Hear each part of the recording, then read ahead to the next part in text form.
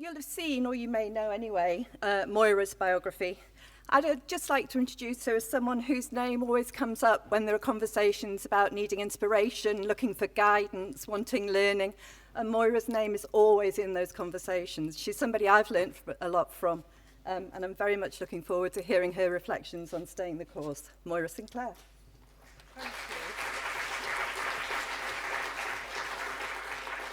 I thought she was going to say that my name always came up when there was trouble. So thank you very much for staying the course. I think it's a very apt title at this point in time on a Friday afternoon.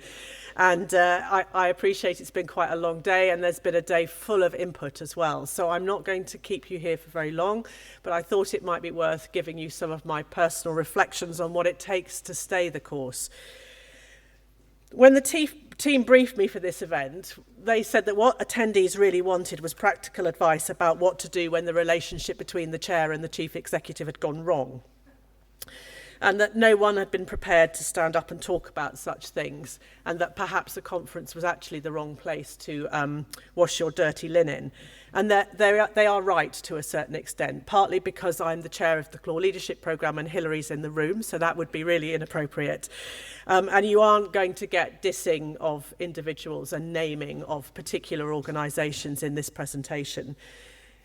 But I am greedily and currently chair of two equally wonderful, small, very different cultural organisations, Clore Leadership and East London Dance. And I'm a chief exec in my own right, and I have been for a fair amount of time now, of the Hamlyn Foundation and previously in other jobs. So I've had experience of working with chairs as well as being a chair. And as a funder, I've had the privilege of seeing some of the very best and some of the very worst of leadership practice firsthand. So perhaps we can use some of that experience to create some generalisations which feel they have a ring of truth about them. And at the same time offer some tips to avoid the worst of problems. If you stay the course, it says in the dictionary, you finish something that you've started, even though it might have become very difficult. And let's make no bones about it. Being a trustee can be hard, and being a chair is even harder. Harder, I'd argue, than being a chief executive. Because it can feel like you have all the responsibility and little or none of the power to act. You'd think I'd have known this, by the way. I've been around for quite a long time, but it's been a complete revelation moving from being a trustee to being a chair of an organisation. I don't think I'd ever understood what we ask of chairs and how complex and difficult their relationship is with their chief execs. Many of us trustees are used to running things in our day jobs. So understanding and following through on a role which is usually about guidance, support and being a critical friend rather than doing can be an absolute minefield. And judging in small organisations when and how you actually have to step into the doing role as opposed to the critical friend role is also really challenging when you start to become more exec rather than non-exec, and how you manage that in a way that's both supportive of and not undermining of your chief exec.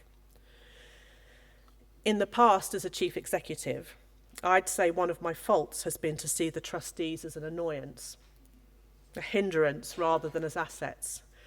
That the board meeting is extra work after a busy week rather than as an essential part of that week and critical to the best functioning of the organisation.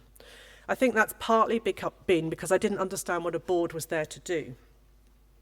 I've had to learn to invite trustees into my world, to be clear about what I and the organisation need, and really genuine in welcoming their contribution rather than putting up with it. To understand that their perspective and perhaps their distance can make us better, that their challenge can make me clearer, and that the boardroom can provide safe space for me to admit that things haven't gone to plan and to learn from that. And on occasions to help me navigate some really tricky terrain with the benefit of many years of experience under their collective belts. Inspirational chairs have been the reason I've changed my mind. Ones who model equity in the boardroom, are avowedly non-hierarchical, who've understood the value of their CEO and their senior leadership team and have seen their role first and foremost to provide the generous support to enable them to flourish. chairs who are on the same page in terms of vision and values. That sounds like a given, but I would observe that when things go wrong, it's because there can be a profound mismatch with what both parties think they're there to do, what they think the organisation is there to do, and crucially, how they think they're going to go about doing things. Inspirational chairs who ask what would be helpful, rather than making assumptions about where their interventions are needed, and who don't get stuck in the operation when what I need is their oversight. And chairs who have been elegant in their challenge and questioning, who think about where the best place to do that is, in front of whom, and to what end, who reframe criticism as feedback that might be useful to me. I will name one name, actually. Sue Hollick, who was my chair at the Arts Council, beautifully one day pointed out that it was her board, not my board, which I'd used to describe at a particular moment in tension and challenge. But she didn't do it in front of everybody else. She took me aside to have a conversation. Chairs who work really hard to create a culture of openness, transparency and inquiry, who don't create cabals, who do the business in the meetings, who make sure voices around the table are heard and don't allow grandstanding, and understand that a diversity of experience and viewpoint makes for richer, better governance and organisations. It's really easy to say that the balance is all about communication, and really it is. Every time I've seen the relationship between the chair and the chief executive break down, it's because they haven't been communicating well. But let's try and dissect that a little bit more. To get to that rather better place where things are running smoothly, I'd reflect on a number of things that can be done for and by chairs and chief executives. Firstly, recruit the right trustees. Arguably, recruiting the CEO is the only job that a chair has to get right. I've heard that said before. But what about trustees? Spending the right time on that. I've seen organisations spend more time on choosing the venue for a staff party than interviewing for trustees. These people are really important. The chair and the chief executive need to get to know them and each other, and it's mutually beneficial for them to do that. We heard from Dave from Dorset that it's really unpleasant and time-consuming to move people on when you haven't got the right people in your governance structure. So I make a plea, please spend a bit more time working on that. And make sure the structure's right as well. Lead with values. Other things you might be able to fix, but if the values are not aligned, it will be a disaster. I'd suggest that respect be one of those values, and that there is an early discussion about what behaviours spring from that value respect.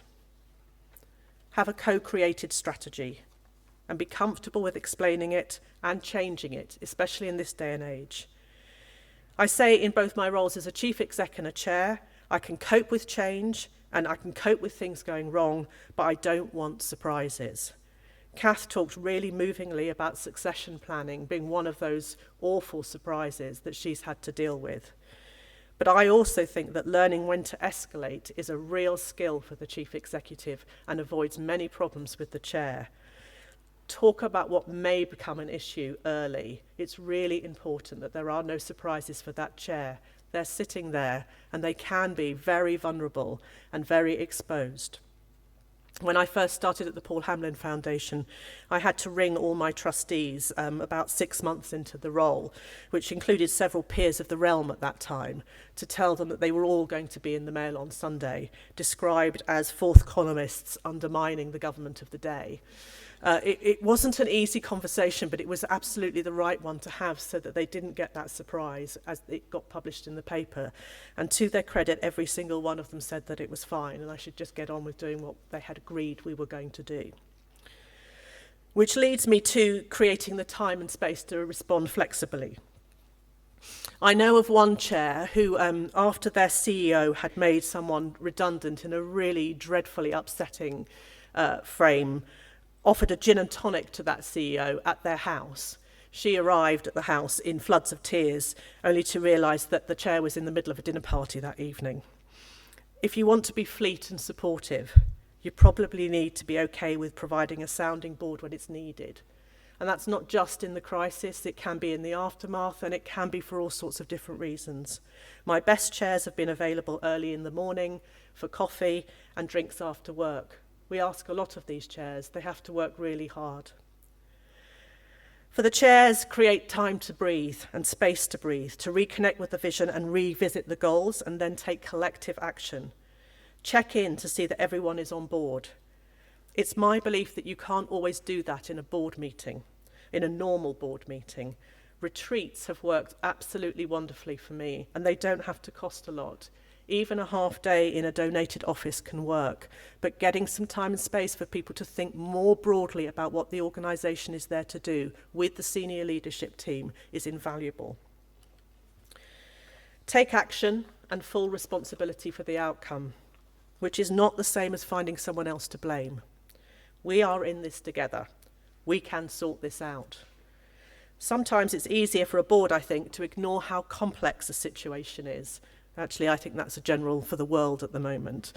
And to see the CEO as having all the answers, all the solutions, and vice versa. Sometimes I think the CEO thinks the chair can just sort it out. Actually, life is complex, and again, this is about creating time and space, proper time and space for reflection. And this one may sound a bit trivial, but actually agree who speaks and when. In a crisis, or to stakeholders, and especially on those celebratory moments. Fragile egos can be really damaged by less. And the question has to be, who is best placed at this time to speak, and who will add most value to the organisation?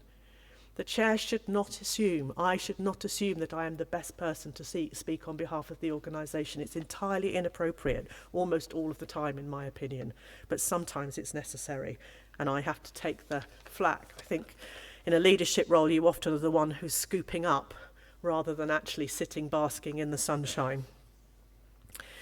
Talk about appetite for risk, as well as risk management. This is one I've been learning recently, and I think it's really helpful. It's an excellent way of uncovering the places where conflict might arise.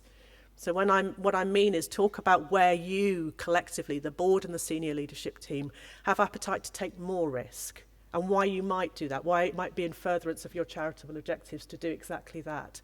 I think if you only talk about risk management, it tends to make you risk averse. And actually, we're creative bodies, we're creative organisations. We need to be thinking a bit more widely than that. Set the agenda for meetings carefully together. Why keep it the way it's always been? If part of your meeting has to be to do with the gubbins of running a charity, what else do you want to use your time for? Are you talking about the right stuff in meetings? And for chief execs, write better papers. Get my mum or your mum to read them. If they can't understand them, then why should your trustees, who only come together 4 or 5 times a year, follow what's been happening in between times? I worked in local government for a while, and it's a fantastically good way of learning how to write a clear paper. There should be a clear ask. Are trustees being asked for their early thinking? Are they being asked for their approval? Are they being asked for their scrutiny? Which brains are you asking them to bring into the room for the conversation? There should be a background section. Trustees will remember that in X, we decided Y. Then this happened, and now here we are. It should be easy to follow numbering and not too much paper. The onus is on you, chief execs, to write something succinct and engaging, and say thank you more to each other, to your trustees. There's a few more. Create a feedback loop, not just between the chief exec and the chair, but I think that needs to be a formal process. But who is feeding back on the chair? If you can't afford to bring an external person in, can you get one of your other trustees to lead that process? Will it be discussed by the full board? Will the chief executive be in the room or not in the room? We've been doing that, exploring that with East London Dance over the last couple of months, and it's been a really valuable exercise to hear firsthand from trustees what their experience is of being on the board. There has to be some way of uncovering that. And call on your networks so that you're not alone, even though it's sometimes lonely. People who have your back, who get you and what you're trying to do, who will be your cheerleaders and offer some validation. If you haven't joined the Cultural Governance Alliance, perhaps now is the time to do so. Actually, the Association of Chairs have some really phenomenal resources, as does Akivo. And of course, as chair of Clore Leadership, I would say this, wouldn't I? Being part of the Clore alumni provides that resource too. There are several times when I've called on it. in both my CEO and my chair roles. And first and foremost, somebody asked me this earlier today. Be involved in something you really care about. When the going gets tough, that's undoubtedly what keeps me going. Feeling that I'm a small part of a much bigger thing and seeing the impact of the work on the people we are serving. It's that enthusiasm and passion that helps me turn up to board meetings on a wet November evening after a full diary in the day job. That mitigates for a sleepless night, thinking about the scale of fundraising capital targets, and makes the thought of co-writing yet another application bearable. Thank you.